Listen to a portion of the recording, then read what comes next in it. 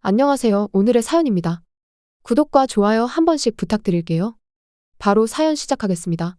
할머니, 당시 6살이었던 손녀 주영이는 울면서 제 옷자락을 잡아당겼어요. 그때 우리는 이미 세상을 떠난 딸의 병실에 있었어요. 슬프다는 말로는 표현할 수 없었죠.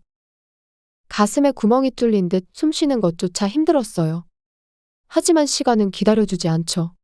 멈출 수 있는 시간도 주지 않고 딸을 먼저 떠나보낸 저는 어린 주영이를 돌보며 바쁘게 장례식을 치렀어요. 장례식이 끝나고 며칠이 지나도 아무것도 손에 잡히지 않는 상태가 계속되었어요. 참고로 주영이의 아빠는 딸이 주영이를 임신했을 때 사라졌다고 해요. 딸이 연락해도 전혀 연락이 닿지 않아 직접 직장에 찾아갔을 때 주영이 아빠는 남 일인 것처럼 행동했다고 해요. 딸은 그 모습을 보고 주영이를 혼자 키우기로 결심했다고 해요. 그런 딸이 이제는 이 세상에 없는 거죠. 제게 남은 건 슬픔에 잠긴 주영이와 주영이의 할머니인 저뿐이죠. 생각하면 할수록 머릿속이 복잡해지고 또 슬픔이 찾아오네요. 마지막으로 언제 웃었는지 기억도 안 나는데. 그런 생각을 하던 어느 날이에요. 그날은 주영이와 함께 공원에서 놀고 있었어요. 어두운 얼굴로 공원 벤치에 앉아있는 저에게 주영이가 공원에 피어있던 민들레를 가져왔어요. 왜 주영이가 저에게 꽃을 주었는지 모르겠어요. 저는 주영이에게 그 이유를 물었어요. 그러자 주영이는 빙그레 웃으며 슬픈 표정을 짓고 있는 사람이 있으면 꽃을 주라고 엄마한테 들었다고 했어요. 그러면 사람들이 웃게 될 거라고 말이죠. 그 말을 듣는 순간 저도 모르게 눈물이 흘렀어요. 그때까지만 해도 슬퍼서 매일 눈물을 흘렸는데 주영이의 따뜻한 마음에 눈물이 났어요. 저는 주영이의 머리를 쓰다듬으며 이 아이를 앞으로 훌륭한 아이로 키우겠다고 그때 결심했어요. 그 후 주영이는 저와 함께 살게 되었어요. 물론 함께 살다 보면 사소한 일이나 큰일로 다툴 때도 있죠. 처음에는 저도 주영이가 엄마를 잃어 불안한 상태에 있는 게 아닌가 싶어 신경을 많이 썼어요. 하지만 점차 주영이도 하고 싶은 말을 할 수 있게 되었어요. 그런 나날을 보내다 주영이가 중학생이 되면서 지금까지의 관계는 서서히 무너지기 시작했어요. 주영이가 16살 무렵? 평소 같았으면 벌써 귀가할 시간인데 주영이는 아직 귀가하지 않았어요. 당시에는 폰도 없고 학원도 다니지 않았기 때문에 저는 주영이의 친구 집에 전화를 걸었어요. 그러자 잠시 후 주영이가 집으로 돌아왔어요. 저는 주영이에게 왜 늦게 왔는지 물었어요. 그러자 퉁명스러운 태도로 그냥 이라고 대답했어요. 어디를 다녀왔든 그건 자기 마음대로 할 수 있는 거 아니냐며 일일이 간섭하는 것 같아서 짜증난다며 저에게 짜증을 냈어요. 그때까지 참으며 듣고 있던 저는 화가 났어요. 걱정할 수밖에 없지 않겠어. 내가 지금 너한테 부모 아니야? 그런데 무슨 말투가 그래? 할머니 마음은 조금도 생각 안 해? 제 분노의 외침이 집안에 울려 퍼졌어요.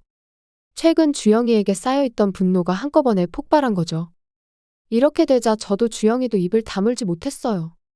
하지만 주영이는 마지막에 충격적인 한마디를 내뱉었어요. 이런 집에서 저도 살고 싶지 않아요. 분명 엄마가 살아있었다면 나를 이해해줬을 텐데. 그러면 할머니 집에 오지 않아도 됐을 텐데. 주영이는 그렇게 말하며 저를 쳐다보았어요. 그건 어떤 욕을 듣는 것보다 더 아픈 말이었어요. 충격과 슬픔에 휩싸여 저는 아무 말도 할 수 없었어요. 설마 주영이에게 그런 말을 듣게 될 줄은 생각조차 하지 못했었거든요.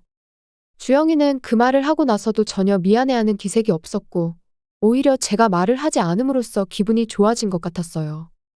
그날을 계기로 주영이는 제 말을 전혀 듣지 않게 되었어요. 진로에 관해 물어봐도 어느 대학을 응시할 것인지도 알려주지 않았어요. 겨우 대학 이름을 알게 된 건 응시료를 입금할 때였어요.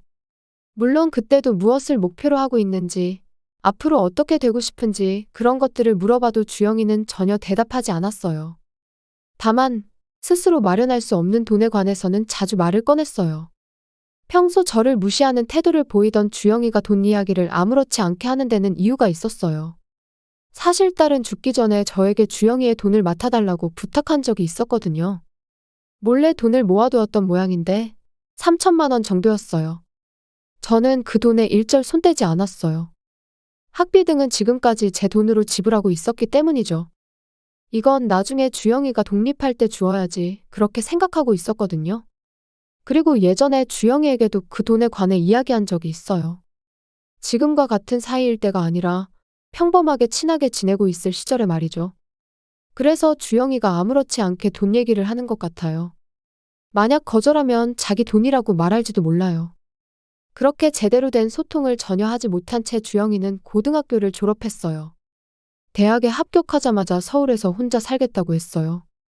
시골에서 살았으니 그렇게 생각하는 건 당연했어요. 이사도 끝났고 주영이에게 마지막 인사를 건넸어요. 주영아, 조심히 지내야 해. 어려운 일이 생기면 언제든 연락하고. 그런 거 일일이 걱정해주지 않아도 혼자서 잘 지낼 수 있어. 할머니한테 의지하지 않을 거야. 그 말을 마지막으로 주영이는 자리를 떠났어요. 주영이는 마지막까지 저를 보지 않았어요. 그렇게 14년 동안 돌봐준 셈인데 그때부터 현재까지 연락이 거의 닿지 않네요. 지금 어디서 무엇을 하고 있을까? 일단 취직은 했다고 하는데 어떤 일을 하는지는 알 수 없어요. 원래는 화를 내면서라도 물어봐야겠지만 더 이상 멀어지는 게 싫어서 저는 아무것도 물어볼 수 없었어요. 그러던 어느 날 갑자기 주영이에게서 연락이 왔어요. 2주 뒤 주말에 집에 오겠다는 거였죠. 자세한 내용은 말하지 않았지만 뭔가 중요한 이야기가 있는 것 같았어요. 그리고 당일이 돼서 저는 오랜만에 오는 주영이를 위해 좋아하던 음식을 만들어 놓고 기다렸어요. 약속한 시간에 주영이가 왔어요. 짐을 찾으러 온 적은 종종 있었지만 최근 3년 정도는 만나지 않았기 때문에 예전보다 더 어른스러워진 것 같았어요. 주영아, 오랜만이야. 그동안 잘 지냈어? 그때 동시에 낯선 남자도 나타났어요. 그러자 그 남자는 자기소개를 하기 시작했어요. 안녕하세요, 주영이 할머니. 저는 현재 주영이와 사귀고 있는 유태섭이라고 합니다. 오늘은 주영이와 결혼 인사드리러 왔어요. 하나도 예상치 못한 전개에 저는 머리가 하얗게 변했어요. 지금까지 거의 소식이 끊겼던 주영이에게 약혼자가 있을 줄은 꿈에도 몰랐거든요. 생각해보니 주영이도 이제 결혼 정년기가 되긴 했어요. 당장 결혼해도 이상하지 않은 나이지만 그래도 한마디 상의도 없이 결혼을 한다는 건 도저히 납득이 안 갔어요. 사실 저와 주영이는 교제한 지 올해로 2년째예요.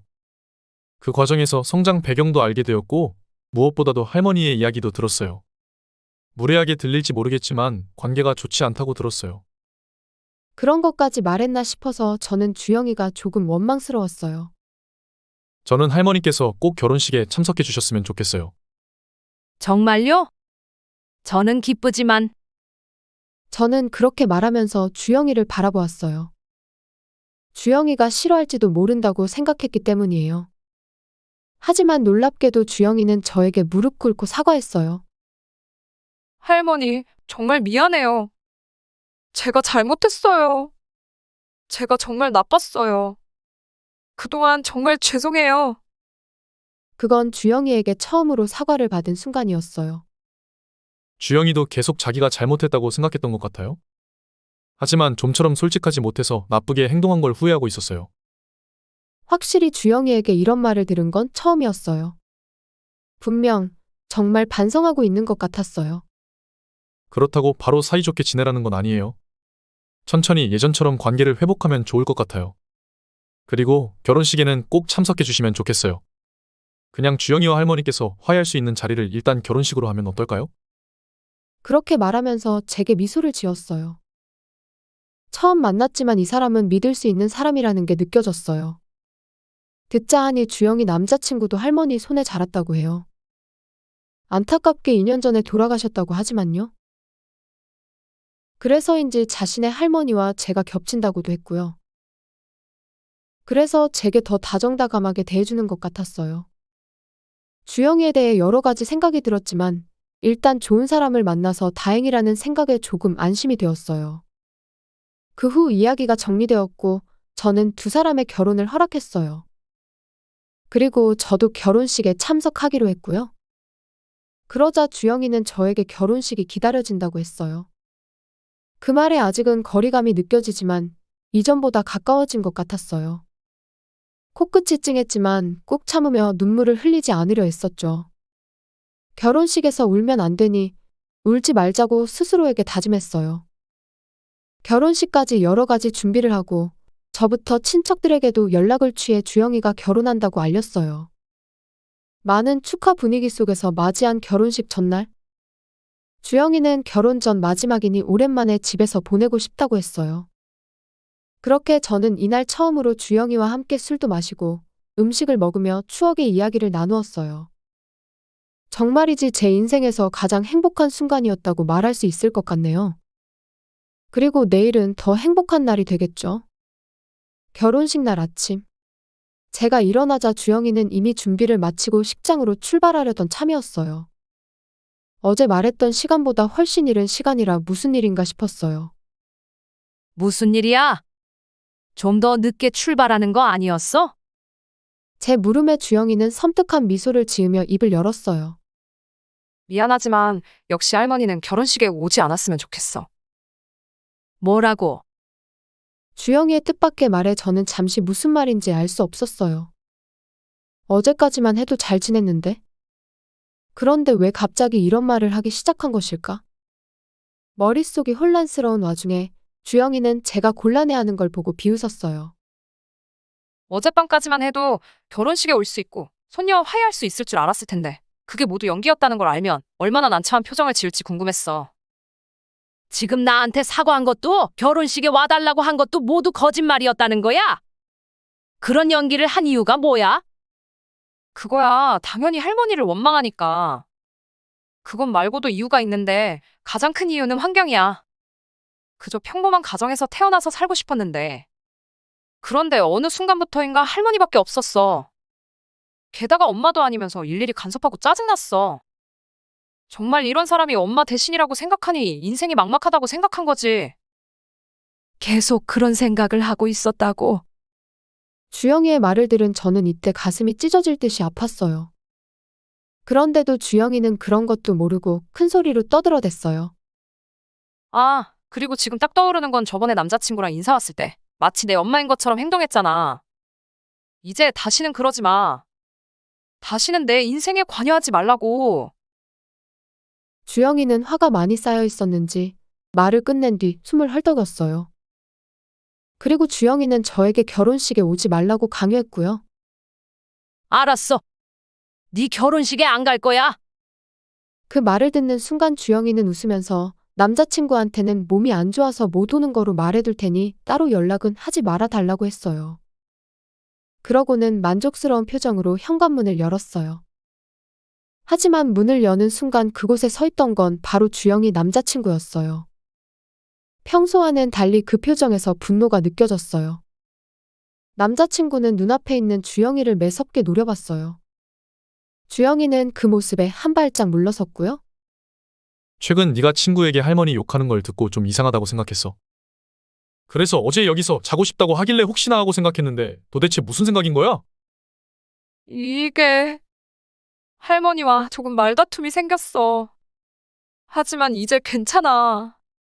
화해했으니까. 그러니까 우린 싸운 게 아니야. 주영이의 표정은 딱딱하게 굳었어요. 뭔가 잘못을 저지른 것 같은 표정이었죠. 거짓말하지 마. 내가 말했지? 앞으로는 할머니를 잘 모시자고. 그러기 위해서 결혼식에서 행복한 모습 보여드리고 앞으로 효도하자고 했잖아. 그런데 결혼식에 오지 말라고 해. 내가 못 들었는 줄 알아?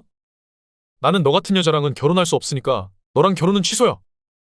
오늘이 결혼식 당일인데 지금 와서 취소라니 그건 너무 심한 것 같은데? 주영이에게 들은 말은 확실히 충격이었지만 많은 사람들에게 폐를 끼치는 건 피하고 싶었어요. 그렇게 생각한 저는 예비 신랑을 설득하기로 했어요. 결혼식까지 취소할 필요는 없지 않아? 나는 신경 쓰지 마. 나보다 둘이 더 중요하니까. 할머니, 그건 잘 알고 있어요. 하지만 할머니를 함부로 대하는 사람과는 결혼할 수 없어요.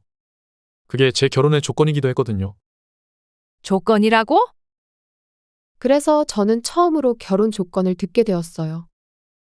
아까 말했듯이 주영이 남자친구는 할머니와 함께 살았기 때문에 조부모님을 포함한 가족을 소중히 여길 수 있는 사람이 조건이었다고 해요. 주영이가 나와 싸운 걸 후회하고 있다는 모습에 매력을 느끼고 점점 주영이에게 끌렸던 거죠. 하지만 이 모든 건 바로 주영이의 계략이었고 실제로는 반성 따위는 없었던 거죠. 그냥 잘생기고 경제적으로 여유가 있는 남자를 잡기 위한 구실에 불과했다는 게 밝혀진 거죠. 모든 걸 알게 된 주영이 남자친구는 결혼을 취소하기로 했다고 해요. 주영아, 너한테 실망했어. 좋은 사람을 만났다고 생각했는데. 실망한 남자친구에게 주영이는 필사적으로 매달렸어요. 하지만 결혼식 취소 수수료는 반반씩 내자며 매몰차게 뿌리쳤어요. 할머니, 이번엔 정말 진심으로 반성할게요. 그러니 제발 남자친구 좀 설득해주세요. 주영아, 나는 이래나 저래나 상관없어. 그러니 내 탓하지 말고 스스로 해결해. 단, 네 행동에 대한 책임은 네가 지도록 해. 이렇게 이번 사건은 막을 내렸어요. 주영이의 결혼은 파혼났어요.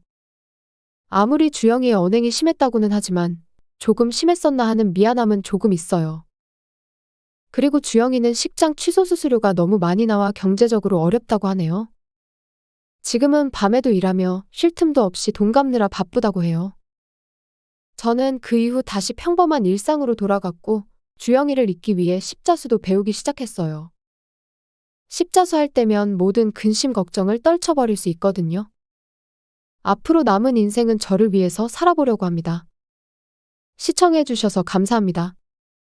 그럼 다음 영상에서 다시 뵙겠습니다.